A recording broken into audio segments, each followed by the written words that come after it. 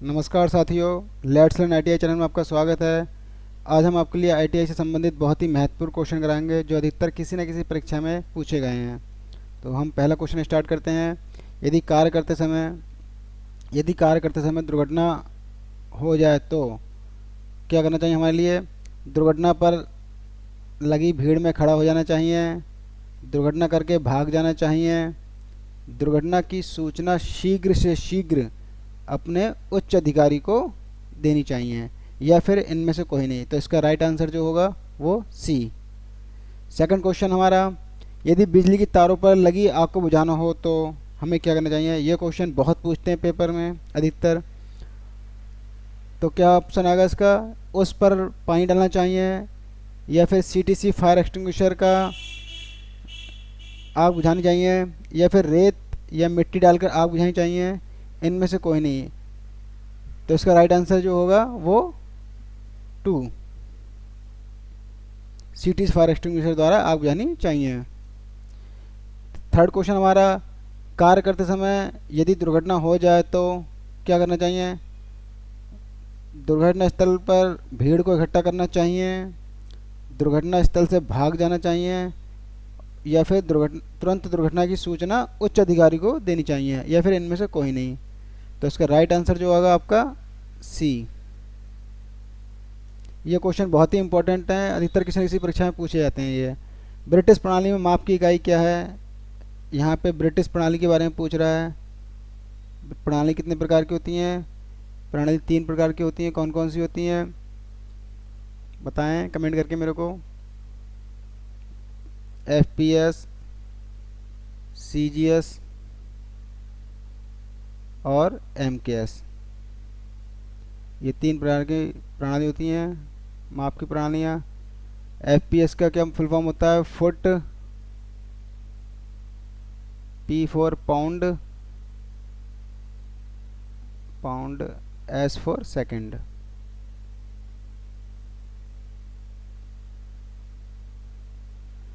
CGS की full form क्या होती है? सेंटीमीटर, सेंटीमीटर, जी फॉर ग्राम,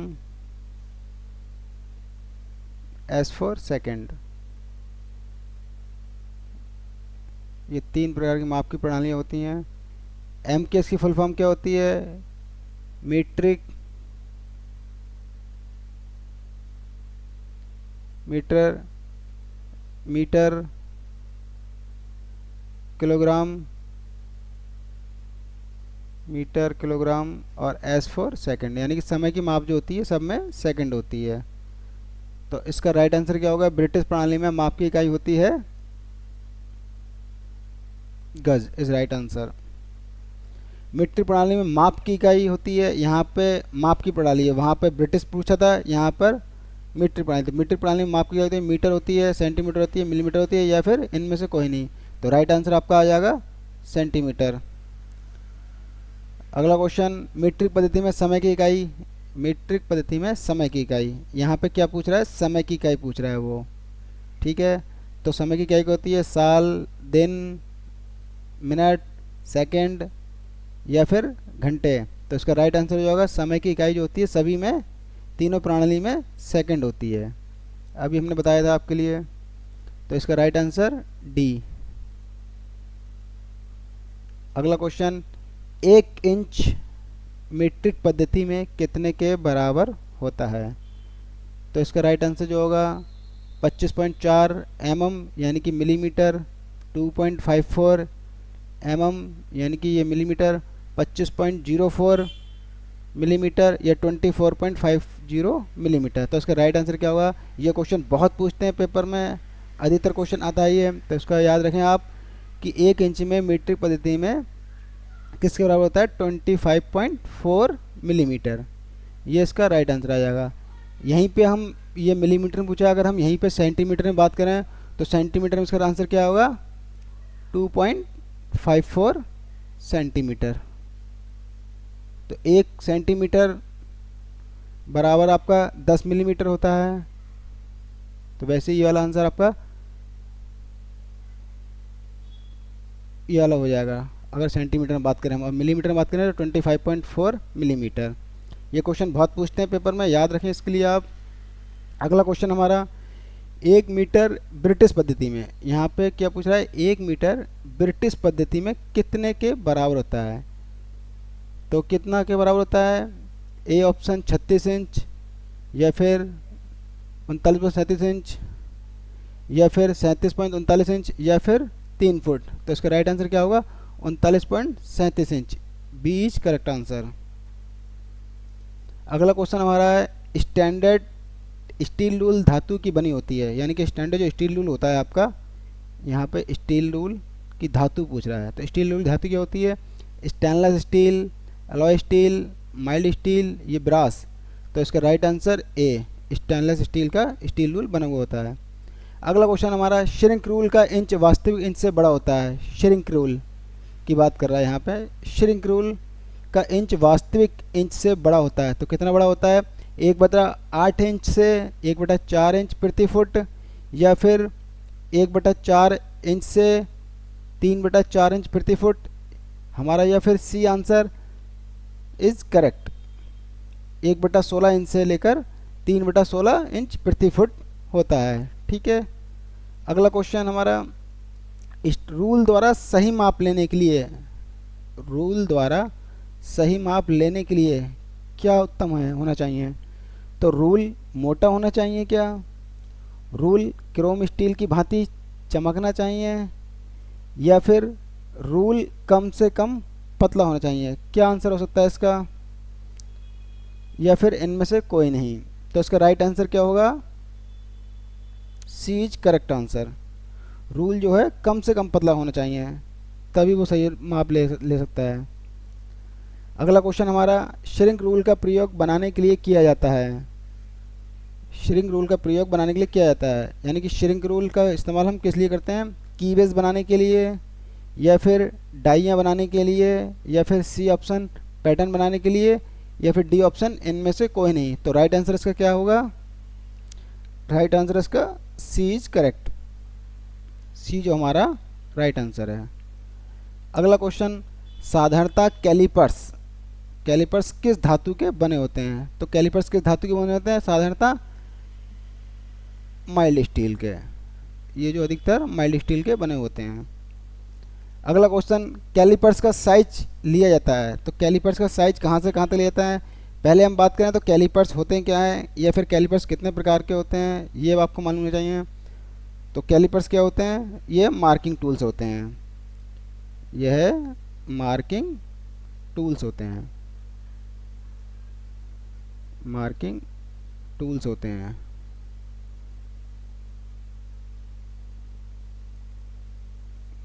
ठीक है। कितने प्रकार के होते हैं ये, 4 प्रकार के होते हैं। कौन कौन से होते हैं, नंबर 1 आउटसाइड,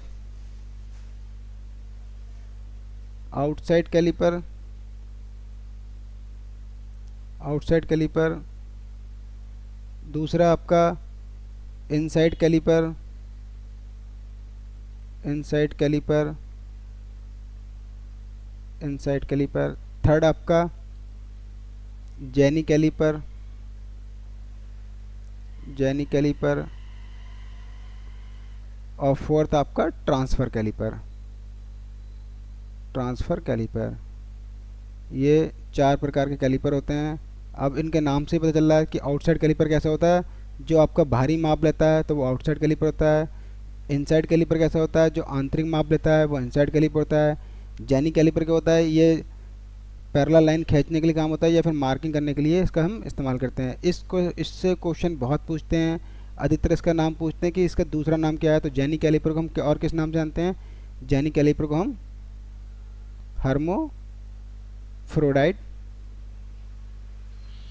कैलिपर से नाम से भी जानते हैं। और इसका क्या नाम होता है, जेनी कैलिपर, हर्मोफ्रोडाइट कैलिपर, और तीसरा नाम इसका होता है odd leg caliper.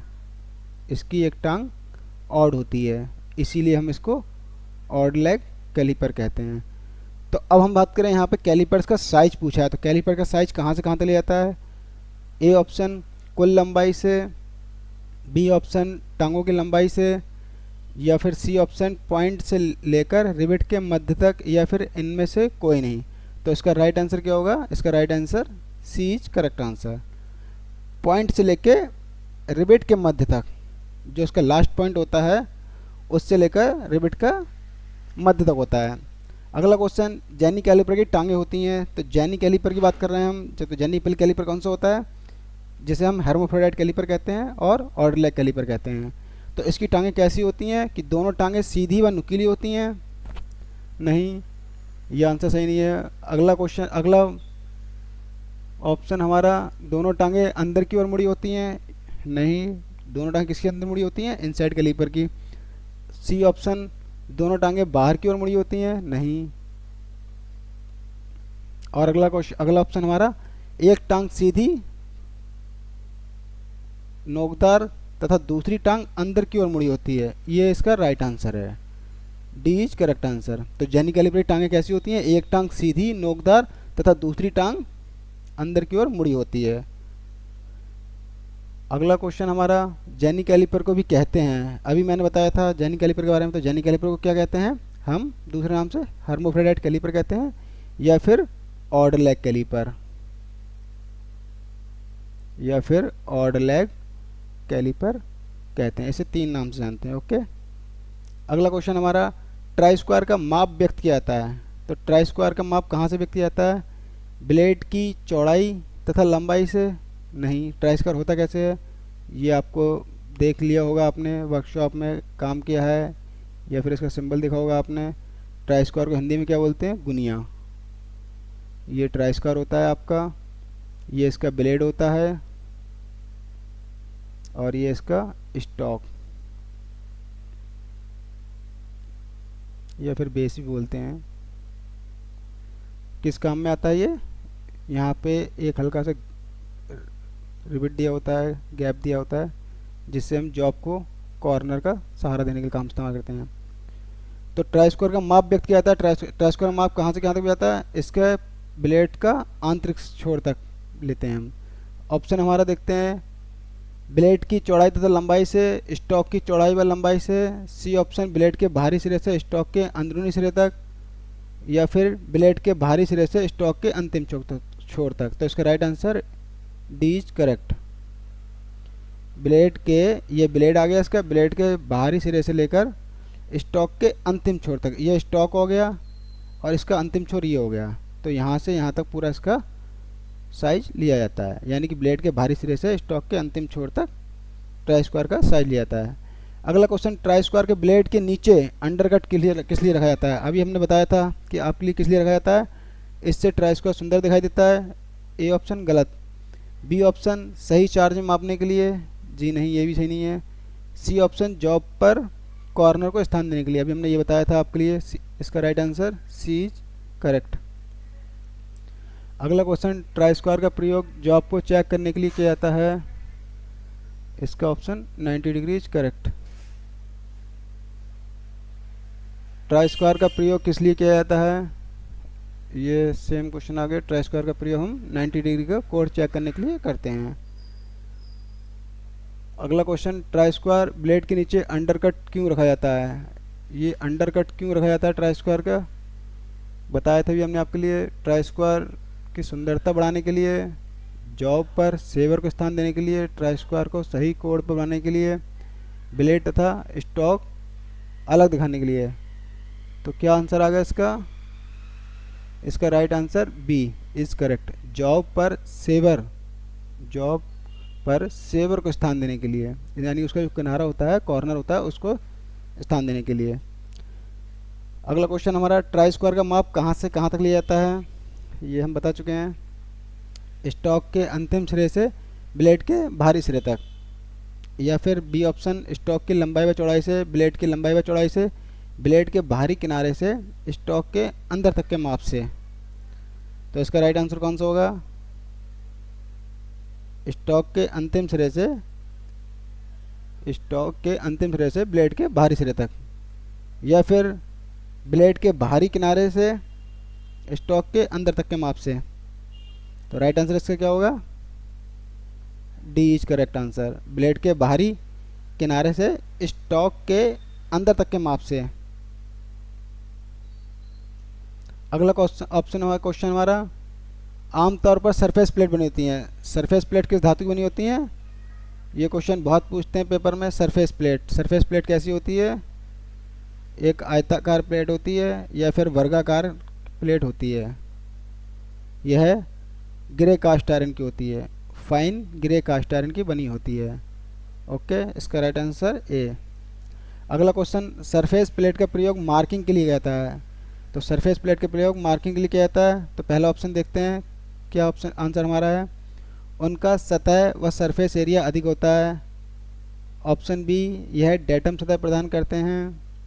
Option C, यह भारी भरकम जॉबों को वजन सह सकते हैं।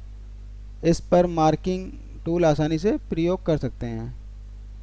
तो इसका राइट आंसर जो होगा हमारा बी इज करेक्ट, यह डेटम सतह प्रदान करते हैं।